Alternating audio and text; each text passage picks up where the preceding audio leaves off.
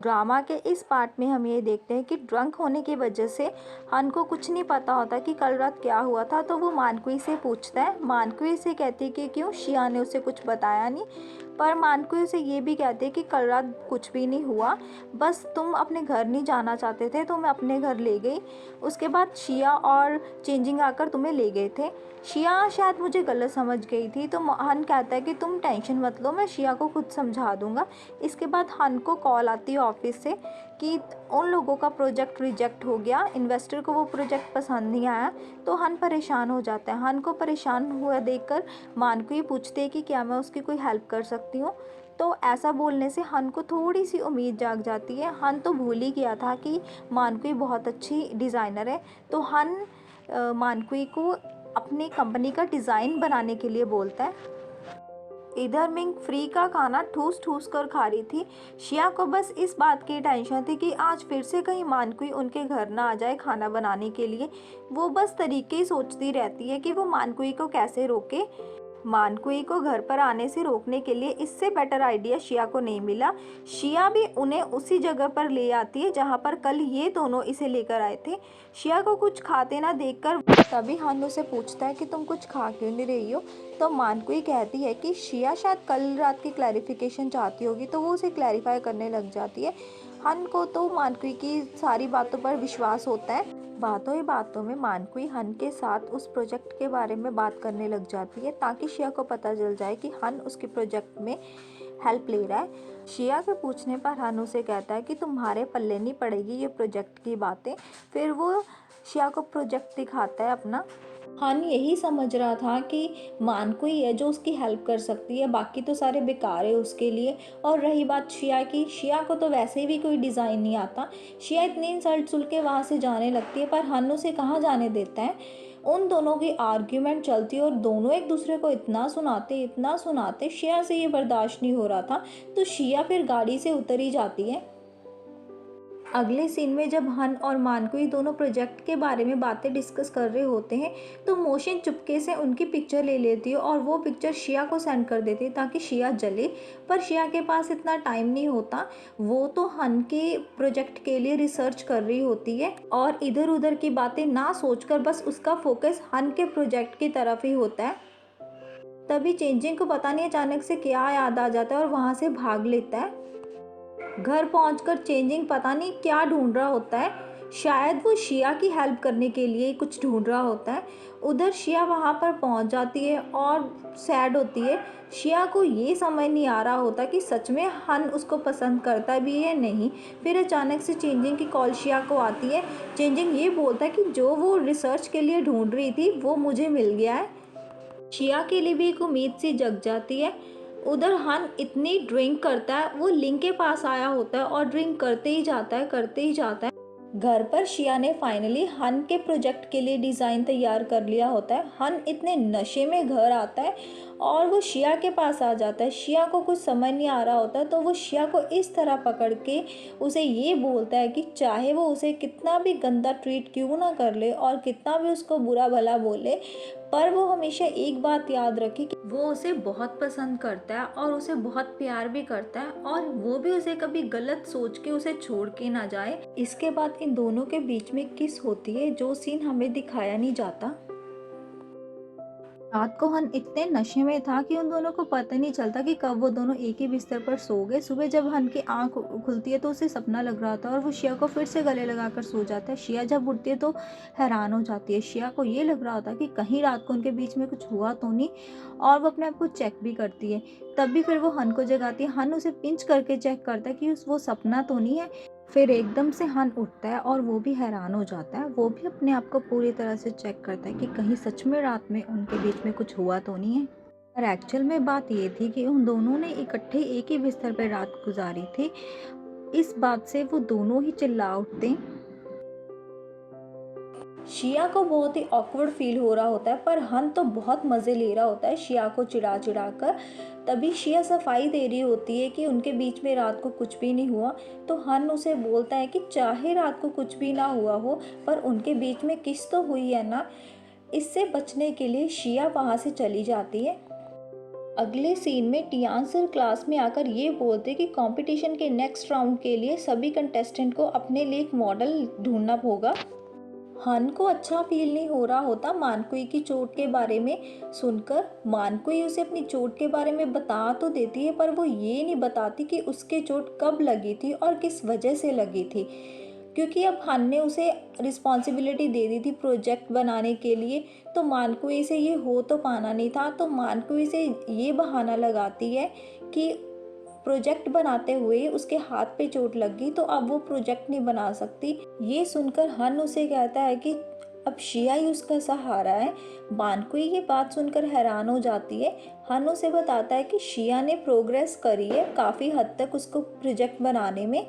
मानकुई भी हताश सी हो जाती है इस बात से। जब कंपटीशन के लिए मॉडल चुनने थे तो सारे लड़के लाइन लगाकर खड़े हो जाते शिया के सामने, और शिया ने सिलेक्ट करने था अपना मॉडल। शिया से ज़्यादा तो मिंग एक्साइटेड लग रही थी मॉडल चुनने में, और वो पूरी तरह से चेक करती है और उन लड़कों की सारी फिज़ीक वगैरह चेक करती है। उसे किसी लड़के की फ़िज़ीक इतनी अच्छी नहीं लग रही होती, मतलब कि फैंगशाओ के 6 पैक भी फीके पड़ जाते उसके सामने। पर जब चेंजिंग की बारी आती है वो उस पर फ्लैट ही हो जाती है। ये तो ऑब्वियस था कि वो चेंजिंग को सिलेक्ट करेगी, क्योंकि चेंजिंग को वो पसंद करती है ना, इसीलिए फाइनल वो चेंजिंग को ही करती है। पर हन के होते हुए चेंजिंग थोड़ी ना शिया का मॉडल बन सकता था। हन चेंजिंग से बोलता है कि जब तक वो है शिया की हर बात पर हन का ही हक है, और वो शिया को वहां से ले जाता है। वो कंटेस्टेंट तो नहीं था पर अपना हक ले जाता है। कंपटीशन की तैयारी के लिए शिया हन का मेजरमेंट ले रही होती है। शिया हन को बहुत सारी एक्सरसाइज भी करवाती है। हन भी बहुत मेहनत करता है। फिर शिया हन के फेस पर पैक भी लगा देती है। चाहे हन इस कंपटीशन के लिए खुश नहीं था, पर वो शिया की हेल्प करने आ ही गया था। फिर कंपटीशन का भी दिन आ जाता है। शिया बहुत ही नर्वस हो रही होती है, तो हन उसका हाथ अपने हाथ में रखकर उसे हौसला देता है और कहता है कि उसके होते हुए कुछ नहीं होगा। तभी चेंजिंग वहाँ पर आकर शिया को पहले ही बुके देने लग जाता है, पर हन के होते हुए चेंजिंग ऐसे कैसे बुके दे सकता था। हन उसके बुके में से एक फ्लावर निकाल ही लेता है। मोशन की बारी आने पर मोशन अपनी मॉडल के साथ कैटवॉक करती हुई आती है। इसके बाद शिया की बारी आती है। शिया जैसे गिरने वाली होती है तो हन उसे पकड़ लेता है और चेंजिंग के गुलाब का बहुत ही अच्छे से यूज़ करता है। पूरे स्टेज पर हन शिया को पकड़ के ही रखता है, पर ये वाला सीन मानकुई को हजम नहीं हो रहा था। अब बारी आती है रिजल्ट्स की। मोशिन और शिया को दोनों को एक जैसे मार्क्स मिले थे, बस मानकुई की वोट ही रह रही थी। सभी मानकुई की वोट का वेट कर रहे थे। मानकुई भी शिया को ही वोट देती है, मतलब इसके पीछे मानकुई का प्लान होता है। तो शिया ये राउंड जीत ही जाती है और मोशिन इस राउंड से बाहर निकल जाती है। बाहर आते हुए प्रेस वाले शिया और हन को ये पूछ रहे होते हैं कि दोनों में आखिर रिलेशन क्या है, तो वो दोनों डर के वहाँ से भाग जाते हैं। अगले सीन में हम ये देखते हैं कि शिया के जीत जाने पर मोशिन मानकुई पर भड़कती है, पर मानकुई उसे कहती है कि वो शिया को बहुत ऊपर ले जाकर फिर नीचे धकेलना चाहती है। पर प्लान तो मानकुई का ये होता है कि वो शिया को हर राउंड में जितवाकर उसे हन से दूर करना चाहती थी, ताकि शिया फ्रांस चली जाए। उधर बार बार जीतने के कारण मोशिन के डैड शिया की प्रोफाइल, उसकी पिक्चर वगैरह देख रहे थे कि आखिर ये लड़की कौन है। उधर शिया मानकुई को थैंक्स कर रही होती क्योंकि मानकुई ने अपनी कीमती वोट उसे दी थी। इसके बाद शिया हन को बताती है कि मोशिन के डैड ने उसे अपनी कंपनी में जॉब ऑफ़र करी है, पर उसे ये नहीं समझ आ रहा कि मोशिन तो उसकी दुश्मन है और दुश्मन के डैड ने उसे जॉब ऑफ़र करी है, तो उसे दाल में कुछ काला लग रहा था। पर हन को ये जॉब ऑफ़र बहुत अच्छी लग रही थी, क्योंकि इससे शिया बाहर नहीं जाती बल्कि वो इसी कंट्री में रहकर काम करती और हन के पास रहती, मतलब हन की नौकरानी बन। जहाँ मोशिन के डैड ने शिया को जॉब ऑफ़र करा था, पर मोशिन आकर अपने डैड से बोलती है कि आप शिया को इस कंपटीशन से क्यों नहीं निकलवा देते हो। हन को तो मोशिन के डैड का ऑफ़र बहुत अच्छा लगता है और उसे बार बार कहता है कि तुम इस जॉब को ज्वाइन कर लो, पर शिया ने ये फ़ैसला ले लिया था कि वो ये जॉब नहीं करेगी। जब वो क्लास अटेंड करके बाहर आते हैं तो मोशिन के डैड खुद ही शिया को मिलने आ जाते हैं और वो शिया को डिनर पर बुलाते हैं। बार बार बुलाने पर भी शिया फिर उन्हें मना नहीं कर पाती। जब वो लोग डिनर कर रहे होते तो शिया क्लियरली मोशिन के डैड को बोल देती है कि वो उनकी कंपनी को ज्वाइन नहीं कर सकती। जब मोशिन के डैड उसका फ़ैसला नहीं बदलते तो वो उन लोगों को एक सच्चाई बताते हैं। मोशिन के डैड शिया को ये बताते हैं कि बहुत साल पहले शिया की मॉम और उनके बीच में एक रिलेशन था। वो दोनों आपस में शादी करना चाहते थे, पर शिया की मॉम का स्टेटस उनके साथ नहीं मिलता था, तो मोशिन के डैड के घर वाले उनके रिश्ते को नहीं माने थे। इसी वजह से उनकी शादी मोशिन की मॉम के साथ कर दी थी। उन्होंने ये सोचा था कि वो मोशिन की मॉम को डाइवोर्स देकर शिया की मॉम के साथ शादी कर लेंगे, पर शिया की मॉम बिना बताए ही पता नहीं कहाँ चली गई और उन्होंने उसे अपनी प्रेगनेंसी के बारे में भी नहीं बताया था। मोशिन के डैड के कुरियर आए होते, जब मोशिन उन्हें खोलती है तो उसे पता चल जाता है कि शिया और उसके डैड दोनों बाप बेटी हैं। तो वो हैरान हो जाती है। शिया को ये सब एक्सेप्ट नहीं था, मतलब जो लड़की पिछले 2 दिन से अपने डैड को ढूंढ रही थी, अब अचानक उसके डैड का पता चल जाने पर वो कोई रिएक्ट नहीं करती और वहाँ से चली जाती है। हन भी उसके पीछे पीछे चला जाता है। इस बात से शिया बहुत टूट चुकी थी, तो वो हन को गले लगा लेती है। चेंजिंग भी वहाँ पर आ जाता है। चेंजिंग के लिए तो सारे रिश्ते ही बदल गए थे। कहाँ वो शिया को अपनी पत्नी बनाना चाहता था और कहाँ वो उसकी बहन ही निकल के आ गई।